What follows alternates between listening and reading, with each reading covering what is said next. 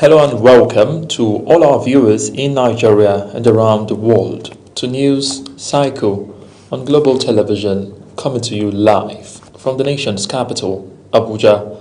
I am Mukhtar Kasim. A quick reminder that Global Television is on DSTV channel 365, StarTimes channel 276 and Free TV. Operatives of the Department of State Services (DSS) have arrested a former Minister of Science and Technology, Uche Naji. Naji was said to have been arrested at the Akanu Ibiam International Airport, Enugu, as he was about to board a private jet to Abuja. Security sources said the former minister, who resigned last October under controversial circumstances, was arrested by the DSS officers on request by the Independent Corrupt Practices and Other Related Offences Commission (ICPC) over alleged certificate forgery, and he was later handed over to the Anti-Graft Agency. According to the sources, the ICPC had extended several invitations to the former minister following petitions on how he managed the ministry, and therefore contacted the DSS to help in arresting him.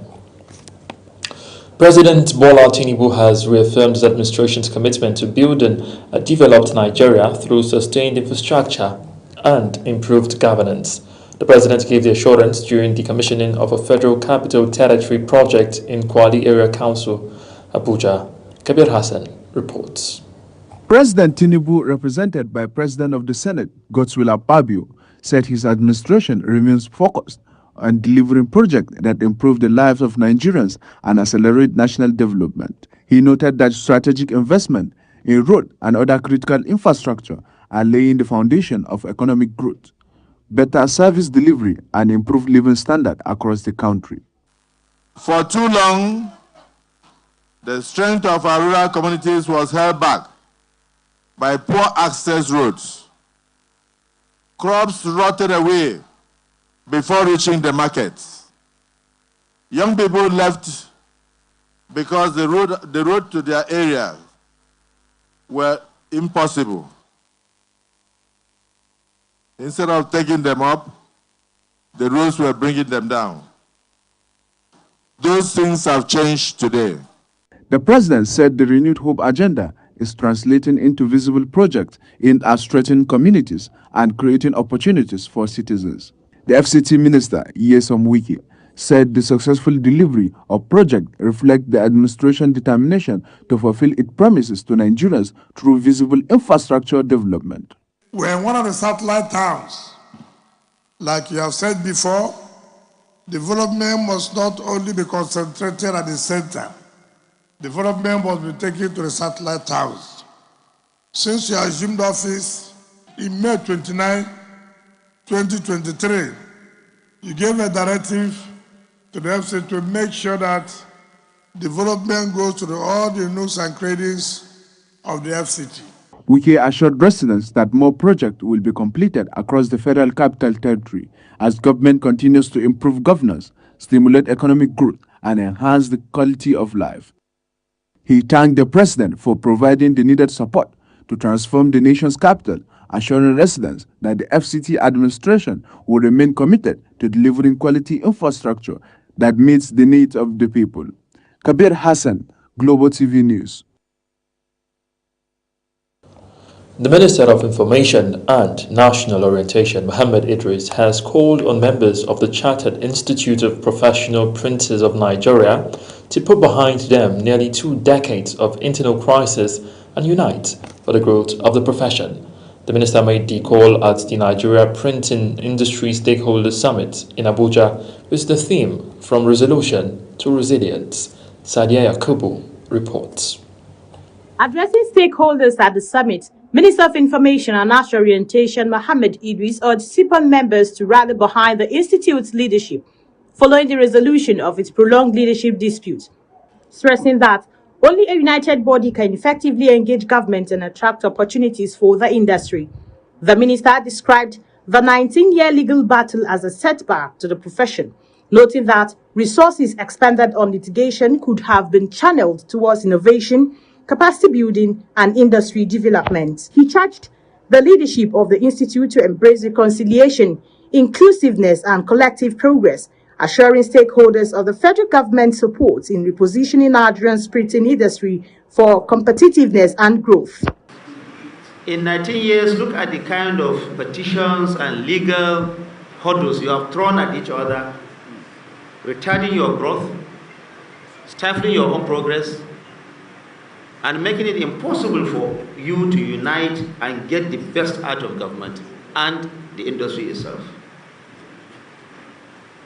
So when I was invited to come for this summit, I felt that I was duty-bound to come and, at least for the first time in a very long time, meet this united house called CIPON. CIPON President and Chairman of Council, Climate Coco, said the institute has recorded more progress in 6 months since the inauguration of its governing council than in the previous 19 years combined, attributing the turnaround to the intervention of the Minister of Information and National Orientation, whose action ended the leadership impasse and unlocked critical reforms in the sector. Coco also announced that the Bureau of Public Procurement has made CIPON certification mandatory for vendors seeking federal government printing contracts, describing it as a landmark victory for professionalism in the industry. He therefore called on stakeholders to support the institute, noting that despite its regulatory responsibilities, CIPON receives no government funding. To ensure CIPON membership is formally recognized in the appointment and progression of officers in the printing cadre across the federal NDAs. He maintained that the institute holds no grievances against any individual or association, reaffirming its commitment to professionalism, unity, and advancement of Nigeria's printing industry. Sadiya Yakubu, Global TV News. The National Drug Law Enforcement Agency, NDLEA, has recorded a major breakthrough in the fight against drug trafficking, taking custody of 6,778.5 kilograms of Canadian loud seized at the Apapa port in Lagos. Chairman of the agency, retired Brigadier General Muhammad Abu Marwa, described the seizure as a heavy blow to transnational drug cartels and a clear warning that Nigeria's ports are no longer safe for traffickers. Kikelomo Kere has details. The chairman, NDLEA, Brigadier General Mohammed Buba Marwa, retired, represented by the Director of Seaport Operations, Ibn Abo Achi Abia, says the massive haul was intercepted during a joint operations involving the NDLEA, the Nigerian Customs Service, and other security agencies, following the examinations of 2 containers linked to an international drug syndicate. She says investigation shows that the illicit consignment originated from Canada and was moved through several international routes and ports in a calculated attempt to beat security surveillance before arriving in Nigeria. This was made possible by the intelligence sharing and operational synergy displayed by every participating agency. It is a powerful demonstration of what interagency collaboration, international cooperation, and intelligence-driven operations can achieve in the fight against transnational organized crime and illicit drug trafficking.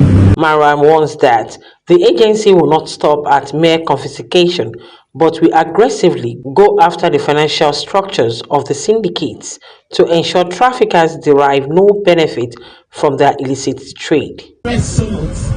Our work does not end with seizure. We are committed to identifying, arresting, and prosecuting those responsible, to confiscating their criminal assets, and to ensuring that they derive no benefit whatsoever from their illegal enterprise. With investigations continuing, the agency says efforts are now focused on tracking down those behind the shipment and dismantling the criminal network responsible. Kikelomo Ukeri, Global TV News. Let's now head to Kano State, where the government has inaugurated a Peace and Reconciliation Center aimed at mediating disputes among rival groups and promoting lasting peace across the state. The State Commissioner for Information and Internal Affairs, Abdullahi Wa'ia, says the initiative is designed to strengthen dialogue, encourage rehabilitation, and support the government's effort to restore peace and order. Global TV's correspondent Idris Jibrin tells us more. The Kano state government is once again reaffirming its commitment to tackling youth unemployment as part of broader efforts to curb thuggery, drug abuse, and other social vices threatening communities across the state. The newly inaugurated Peace and Reconciliation Center brings together former gang leaders, community elders, traditional rulers, security experts, and repentant thugs to promote dialogue, resolve conflict, and provide lasting solutions to the challenges of youth violence and insecurity in Kano.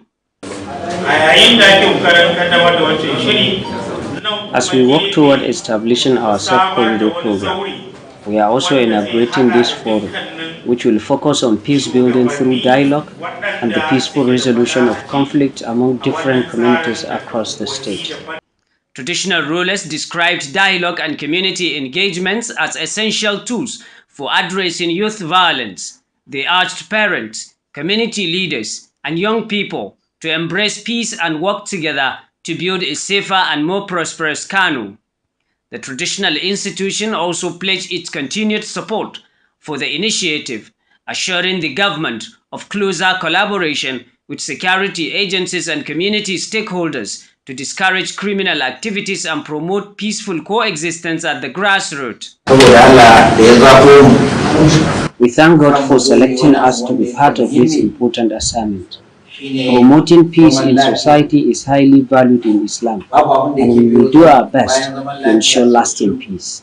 Some former gang members who have embraced peace shared their experience, expressing regrets over their past involvement in thuggery and drug abuse. They appeal to youth still involved in criminal activities to lay down their weapons, embrace reconciliation, and become responsible members of the society. We in Kano are known to be hospitable, respectful, and resilient people. Our days of involvement in thuggery are behind us. What we need to do now is bring these young men together and find ways to help them abandon their criminal activities. The participants also reaffirmed their commitment to sustaining dialogue, strengthening community-based peace-building efforts, and supporting the government's drive towards a safer and more secure Kano state. From Kano, Idris Jibrin, Global Television News. And back here in Abuja, the Executive Secretary of the Tertiary Education Trust Fund, TET Fund, Sonia Ochono, has called on Nigerian scientists to accelerate efforts towards developing the country's first Lassa fever vaccine. The Executive Secretary made the call at the presentation of the findings from a TET Fund-sponsored mega research project on Lassa fever by the Federal University of Health, Otukpo Sciences. Global TV's Priscilla Obasi reports. Speaking during the presentation of the outcomes of a TED Fund-funded mega research project on Lassa fever in Abuja, Executive Secretary of the fund, Sonia Ochono, described the disease as a major public health challenge requiring urgent scientific intervention. He challenged researchers to focus on developing Nigeria's first Lassa fever vaccine, describing vaccination as the most effective strategy for controlling infectious diseases. Ochono said Nigeria must move beyond research findings to practical solutions that will reduce the burden of Lassa fever across the country. With the body of knowledge we have and the experts, many of you here today, that we have, what is the shortest route towards developing a vaccine? How can we ensure that the burden on our people every year we're having thousands of people die from Lassa fever? What is the fastest path, and how can TED Fund support that drive. Presenting the research findings, Principal Investigator Professor Joseph Okopi said the multi-state study confirmed that Nigeria bears the highest global burden of Lassa fever, recording between 5,000 and 10,000 deaths annually. The study identified Benue State as having the highest prevalence among the 5 states surveyed and found that adults between the ages of 20 and 40 are most exposed to the disease due to farming and other outdoor activities. The researcher also identified poor housing conditions, rodent infestation, and food contamination as major risk factors, while noting that rodent consumption alone was not an independent predictor of infection. It is known that most RNA viruses has some level of virulency than positive RNA viruses. So why are we interested in this? We are interested in this because it's a viral hemorrhagic fever that causes a lot of mortality and morbidity among hospital patients and the community. Vice-Chancellor of the Federal University of Health Sciences, Otukpo, Professor Francis Abba Uba, described the 250 million naira TED Fund grant as a landmark investment that has strengthened the university's research capacity and generated evidence to support national health policy. The research team expressed optimism that the findings will accelerate vaccine development and strengthen Nigeria's response to Lassa fever and other emerging infectious diseases. Priscilla Obasi, Global Television News. Kebbi State Commissioner for Information and Culture, Yakubu Ahmed Birnin Kebbi, says the administration of Governor Nasir Idris has recorded significant achievement in infrastructure, education, healthcare, agriculture, and transportation, transforming the state through the people-oriented projects and policies. The commissioner stated this during a courtesy visit by the Kebbi State media team to the headquarters of the Nigerian Television Authority in Abuja as part of efforts to strengthen collaboration with national media organizations and promote effective dissemination of government's programs and activities. He also dismissed reports suggesting the emergence of a new terrorist group in Kebbi State, clarifying that investigations by security agencies identified those involved as cybercrime suspects engaged in fraud and extortion rather than members of any terrorist organization. Director General of NTA, Salihu Abdulhamid Dembos, commended the developmental strides recorded by the Kebbi State government and stressed the need for strong collaboration between government and media to combat misinformation and ensure Nigerians receive accurate and credible information. You are watching the live broadcast of News Cycle. News Cycle continues. After this weather forecast, we'll come back with business, foreign, and sports stories on the other side of this break. Please stay with us.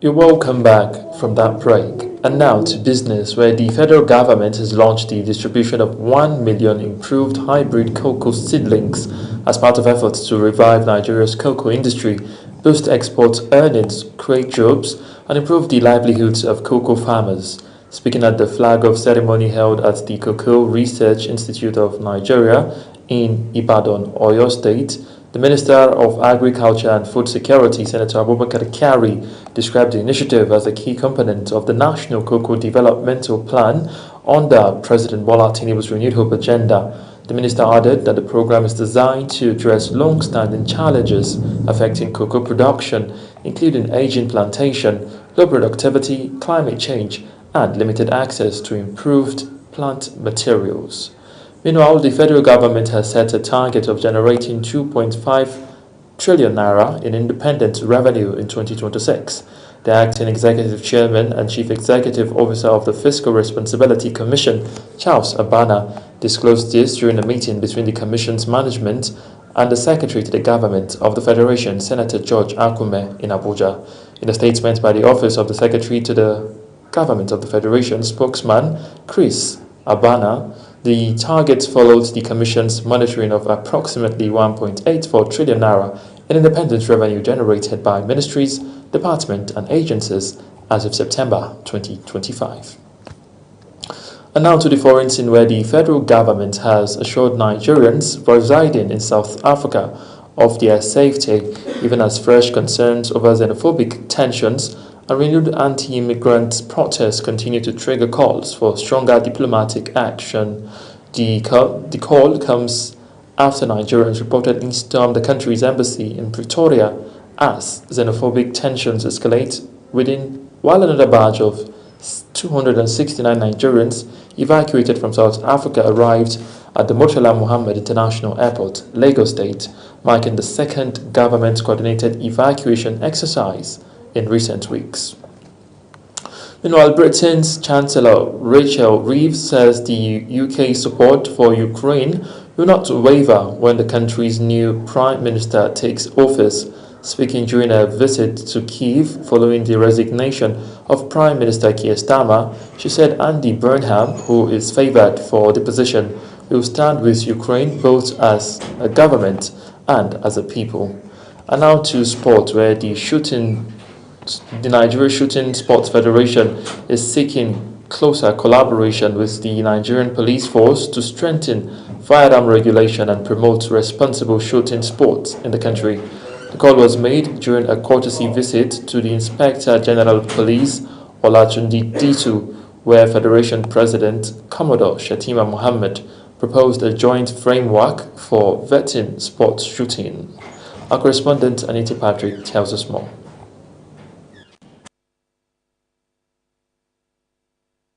President Nigerian Shooting Sports Federation Commodore Shetima Mohammed said prospective sports shooters should undergo police background checks as well as psychological and medical assessments before qualifying for firearm licenses and federation membership. He also appealed to the police to facilitate the issuance of end-user certificates for sporting firearms and equipment donated by international partners, noting that the move would boost Nigeria's participation in global competitions. We believe one of the key areas of bringing Shooting Federation to the front burner of sports in Nigeria is by inviting those whose shooting is part of their ecosystem. Responding, Inspector General of Police Olatunji Ditu endorsed the proposal, stressing that proper vetting, accountability and compliance with international standards are critical to responsible firearms ownership. The IGP assured the Federation of Police support in processing legitimate sporting firearms within the ambit of the law and accepted his conferment as Grand Patron of the Federation, pledging continued collaboration to promote safe and regulated shooting sports in Nigeria. And we must know the precautions of how to use it. Our lives are in danger. Our duties are to protect lives and property. While doing that, we put ourselves in harm's way. So, for every police officer, for every law enforcement officer, you must need to update yourself and you must continue to do constant practice. In recognition of his commitment to responsible firearms administration and sports development, the Inspector General of Police accepted his conferment as the Grand Patron of the Nigerian Shooting Sports Federation, pledging continued collaboration to promote safe, regulated and internationally compliant shooting sports across the country. Anita Patrick, Global TV News. Let's now turn our attention to the World Cup, where following their victory over Netherlands in the round of 32 at the World Cup, Morocco has set a new benchmark for African teams at the tournament in terms of possession and progression. Morocco eliminated the Dutch side 3-2 on penalties after the match ended 1-1 following extra time. According to football statistics platform Opta, the shootout victory over Netherlands means Morocco have now progressed from the 3 FIFA World Cups knockout ties, equaling the combined total of all other African nations in the history of the competition. And that's it on News Cycle. A quick reminder that Global Television is on DSTV, channel 365 and StarTimes, channel 276. Kindly follow us across all our social media platforms, now showing on your screen, using at Global TV NG. I am Mukhtar Kasim, saying a very big thank you for watching.